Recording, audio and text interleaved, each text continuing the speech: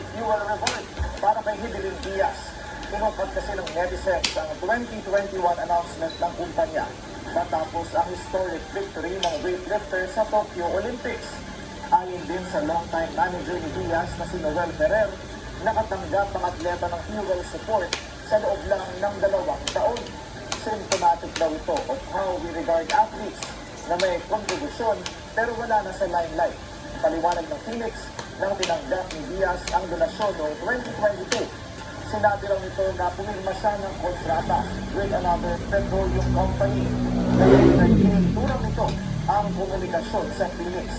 With ng kumpanya, 2018 pa lang ay nag-organisa na ito ng donation drives para kay Diaz. Ang ilan, they are being unjustly vilified. Kumuha tayo ng update sa lagay ng panahon mula kay